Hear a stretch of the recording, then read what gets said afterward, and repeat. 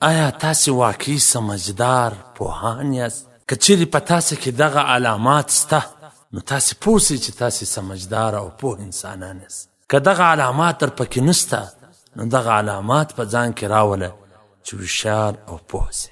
یو سمجدار انسان، یو پوه انسان زیاده تر خاموشه اوسي، در څو چې یو با مقصده خبره، یو د ګټې خبره نه وي، هسې چپه او راسته خبرې نه کوي. یو پوه او سمجدار انسان کله هم په فیصله کې تلوار نه کوي.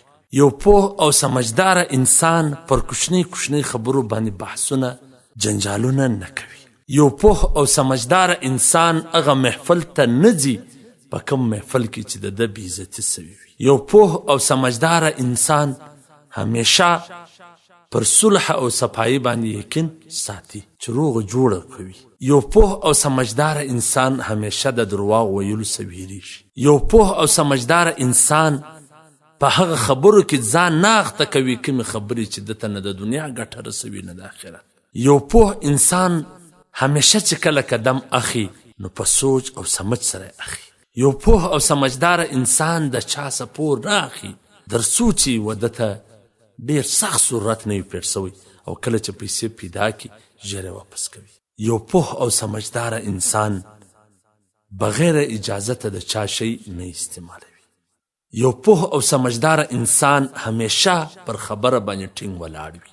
چا سره واده وکړه خلاف ورزي نه کوي. یو پوه او سمجدار انسان د خپل وس بالابود هیڅکله سوچ نه کوي، نه په هر هغه شي کې لاس اچوي کوم چې د ده د وس لوړ وي. یو پوه او سمجدار انسان کله هم د خپلو کارونو سره مخ نه اړوي. نو تاسې دا وګڼئ که چیرې دا په تاسې کې شته نو پوه سئ چې تاسې سمجدار یاست، پوهان یاست، او څومره چې در کې وي هغومره حده پورې تاسې پوهان او سمجدار یاست.